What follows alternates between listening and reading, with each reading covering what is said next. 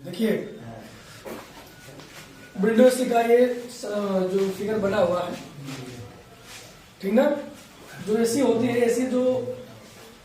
AC का कार्य जो होता है रूम को ठंडा करना, यानी छोटे स्थान से लेकर बड़े स्थान को कूल करने का कार्य करता है। वो ठंडा कैसे करता है, इस डायग्राम के माध्यम से हम समझेंगे, ठीक ना।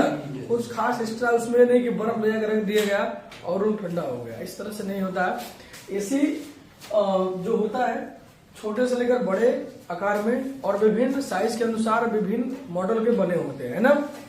जैसे विंडो एसी, स्प्लिट एसी।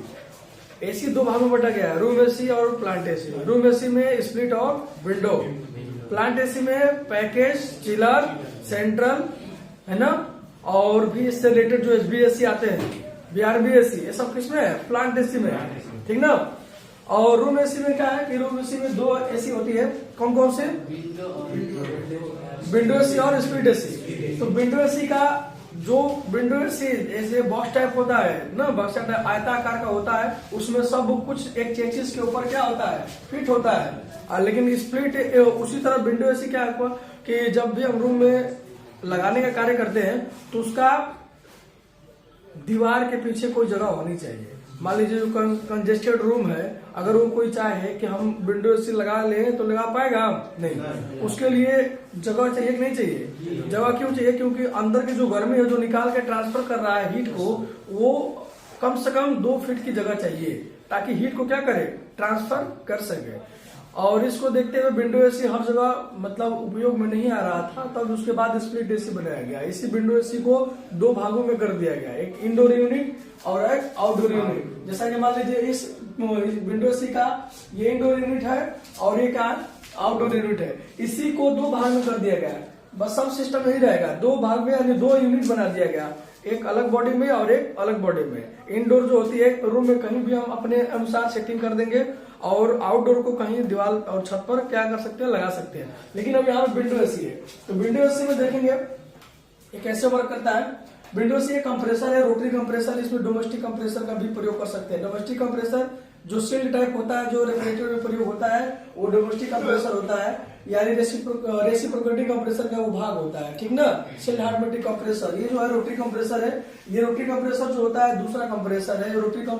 जो रेसिप्रोकेटिंग कंप्रेसर का जो भाग है वो उसमें इसमें भी प्रयोग हो सकता है, लेकिन यहाँ पर एक दूसरा कंप्रेसर रोटरी कंप्रेसर है। यह कंप्रेसर इसमें पिस्टन सिलेंडर नहीं लगा हुआ है, यह रोटेट करता है, स्क्रू टाइप होता है, ठीक है। और भी इसमें कंप्रेसर प्रयोग होता है, स्क्रू, स्टॉल एंड सेंट्रीफ्यूगल, ठीक है। इसमें कंप्रेसर की कई सारे टॉपिक बने हुए हैं इसमें, और कई मॉडल के बने होते हैं, ठीक ना। पहला reciprocating, rotary compressor, screw, stroll और सेंट्रीफ्यूगल, ठीक ना। ये सब कंप्रेसर जो होते हैं एसी में प्रयोग होते हैं। तो हम लोग डोमेस्टिक कंप्रेसर फ्रिज में ही देखे हैं। और दूसरा एक है रोटरी कंप्रेसर। रोटरी कंप्रेसर में ये लिक्विड लाइन है और ये सक्शन लाइन है। लिक्विड लाइन से हम लोग का जो गैस होती है वो आउटसाइड कंडेंसर में जाएगी। कंडेंसर में गैस जो रनिंग करते हुए क्या होती है, ड्रायर या स्टेनर में जाती है गैस छड़ने के लिए। और कैपिलरी ट्यूब यहाँ पे लगी होती है, पतली, जो गैस के प्रेशर को लो करती है, ठीक ना। यहाँ पे एक्सपेंसर वाल्व का भी प्रयोग कर सकते हैं, लेकिन कैपिलरी ट्यूब के माध्यम से गैस इनसाइड यानी इंडोर यूनिट एवापोरेटर में जाएगी और एवापोरेटर में रनिंग करते हुए इसमें गैस का प्रेशर लो होने की वजह से यह जब ब्लोअर चलता है हम लोगों का, जब मोटर चलेगा तो गैस का रिसाइकलिंग क्रिया देखिए। जब ये कंप्रेसर चलेगा, यहाँ से देखिए कंप्रेसर जब चलता है तो इधर से गैस हाई प्रेशर से जाती है और यहाँ से लो प्रेशर से गैस आकर फिर से दोबारा एक्यूमुलेटर के माध्यम से कंप्रेसर में चली जाएगी, ओके। जब ये सब क्रिया होता है तो ये हीट होता है और ये क्या होता है, कूल होता है, ठीक ना। यहाँ कूलिंग होती है, इसलिए यह रूम साइड के अंदर होता है। अब रूम के अंदर का यहाँ देखिए, इतना दूर में ये रूम के अंदर की हवा खींचता है, क्या करती है, रूम के अंदर से क्या करती है, हवा को खींच रहा है। और खींची गई रूम के अंदर की हवा को ठंडा करके यहाँ पे जब टकराएगी यह ठंडा हो गया होता है, इसमें बर्फ भी जम जाता है। तो ये ब्लोअर जब ये मोटर चलता है क्या करता है कि ब्लोअर के चलने से यह दोनों एक साथ चलता है। इधर ये गर्मी को क्या करता है, यह फैन गर्मी, इसकी गर्मी को बाहर वायुमंडल में जाती हुई कमरे की गर्म हवा, ठीक ना। जो यहाँ की गर्म हवा सोख रही है गैस के माध्यम से, या गर्म जो उष्मा होती है गैस के द्वारा यहाँ पर क्या हो गया, बाहर निकाला जाता है, ठीक ना।